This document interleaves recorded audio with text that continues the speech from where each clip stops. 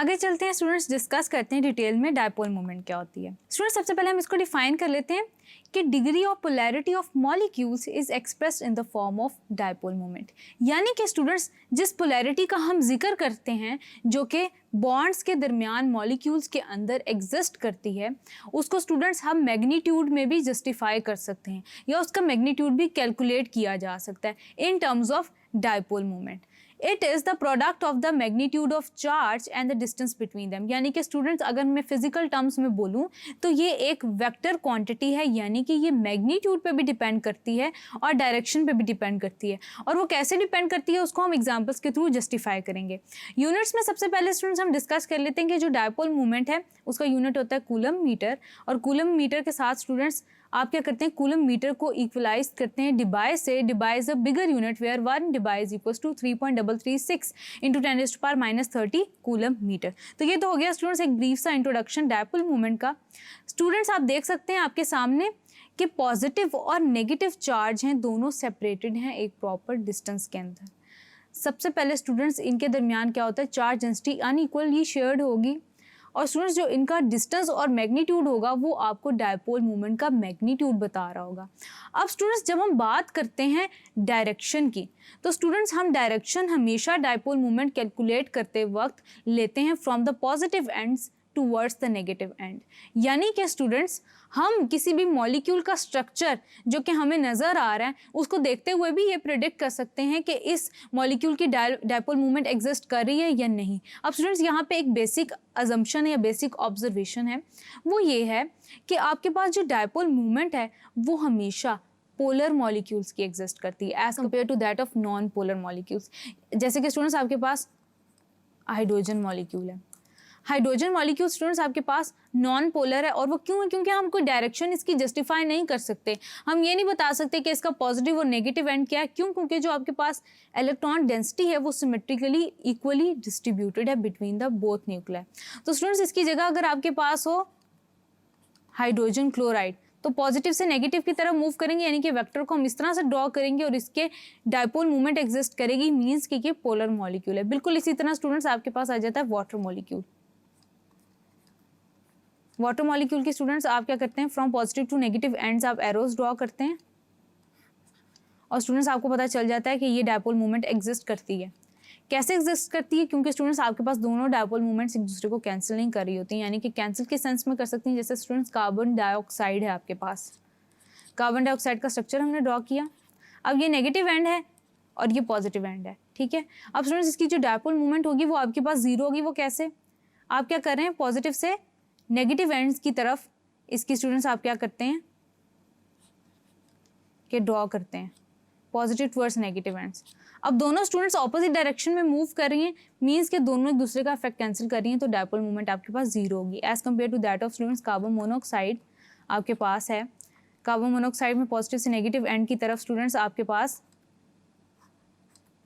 Positive से negative end की तरफ जब आप देखेंगे तो आप देखेंगे कि ये पोलर मॉलिक्यूल है और डायपोल मोमेंट डेफिनेटली एग्जिस्ट करेगी, जो कि तकरीबन स्टूडेंट्स आपके पास होगी 0.12 डी की। यानी कि स्टूडेंट्स आप डायपोल मूवमेंट की बेस पे पोलैरिटी के बारे में बता सकते हैं।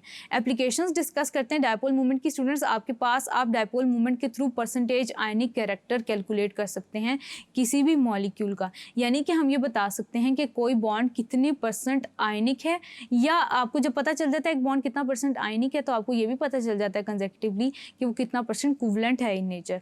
तो स्टूडेंट्स आपके पास जो परसेंटेज आयनिक कैरेक्टर है वो आपके पास होता है डायपोल मूवमेंट जो आपने ऑब्जर्व की है डिवाइडेड बाय जो कि आयनिक फॉर्म में एग्जिस्ट करती है मल्टीप्लाई बाय 100। यूँ आप कैलकुलेट करते हैं परसेंटेज आयनिक कैरेक्टर। जैसे स्टूडेंट्स आपके पास हाइड्रोजन फ्लोराइड बॉन्ड है, it is calculated to be 43% ionic in nature and 57% covalent in nature. Example students सबसे पहले सॉल्व कर लेते हैं।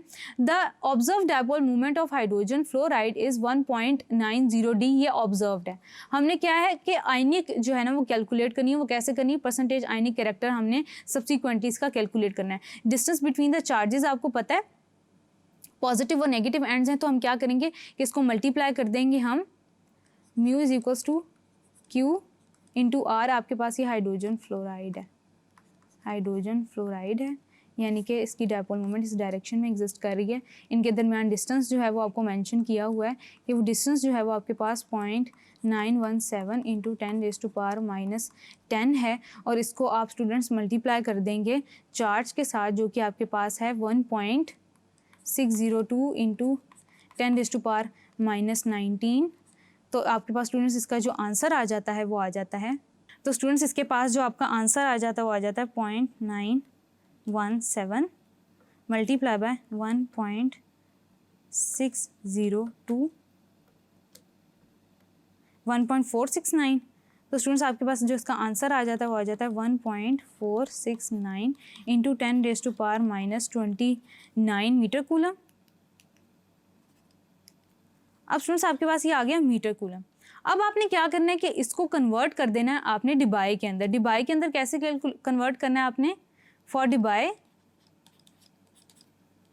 आपने कैलकुलेट करना है इसको 1.49 को डिवाइड कर देना है 1.469 को स्टूडेंट्स इंटू 10⁻⁻29 आप डिवाइड कर देते हैं 3.336 इंटू 10⁻⁻30 से, और एज अ रिजल्ट स्टूडेंट्स आपके पास जो आंसर आ रहा है वो आ रहा है 4.4 D। अब स्टूडेंट्स ये वो है जो आपके पास म्यू आयनिक है, यानी कि आपके पास जो आयनिक फॉर्म में डायपोल मोमेंट एग्जिस्ट कर रही है।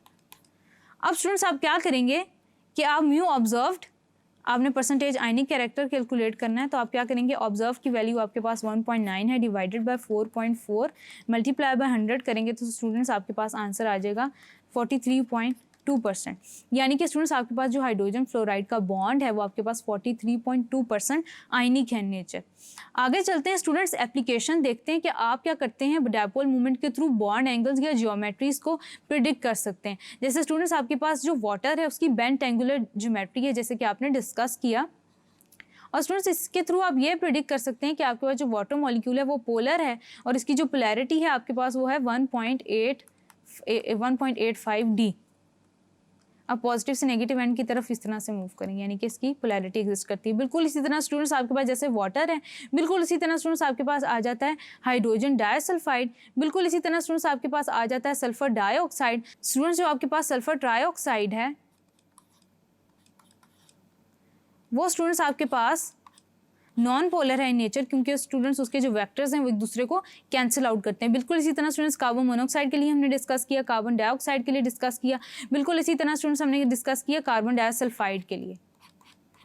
ये भी स्टूडेंट्स आपके पास नॉन पोलर है इन नेचर। बिल्कुल इसी तरह स्टूडेंट्स आपके पास मीथेन है और बोरॉन ट्राइफ्लोराइड है, ये भी स्टूडेंट्स आपके पास नॉन पोलर है इन नेचर, क्योंकि स्टूडेंट्स इनके जो वेक्टर्स हैं वो एक दूसरे को क्या कर देते हैं, कैंसिल कर देते हैं।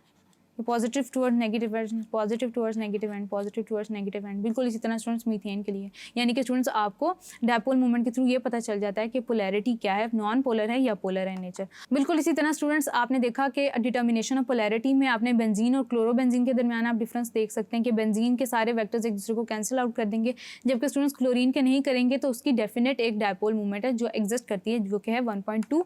देन स्टूडेंट्स आप सिस और ट्रांस आइसोमर्स जो होते हैं जो एग्जिस्ट करते हैं स्पेस के अंदर, यानी कि स्टूडेंट्स आपके पास जो बल्की ग्रुप्स जब किसी भी across the double bond organic molecule के अंदर एक साइड पे प्रेजेंट होंगे तो स्टूडेंट्स ऐसी ट्रांसफॉर्मेशन को हम बोलेंगे सिस, और जहाँ पे स्टूडेंट्स ऑपोजिट साइड्स पे प्रेजेंट होंगे बल्कि आपके पास जो ग्रुप्स हैं, तो ऐसी सिचुएशन में स्टूडेंट्स हम कहेंगे कि आपके पास ट्रांस मॉलिक्यूल है। तो स्टूडेंट्स याद रखिएगा कि आपके पास जो ट्रांस मॉलिक्यूल है उसकी केस में वेक्टर्स एक दूसरे को कैंसिल आउट कर देंगे तो उसका डायपोल मोमेंट 0 होगा, जबकि स्टूडेंट्स सिस की केस में ये एक दूसरे को कैंसिल आउट नहीं करेंगे और उस केस में स्टूडेंट्स आपके पास जो डायपोल मोमेंट है वो एग्जिस्ट करेगा। जैसे स्टूडेंट्स आपके पास 1,2 डाइक्लोरो इथेन की केस में आपके पास डायपोल मोमेंट 1.89 D होती है।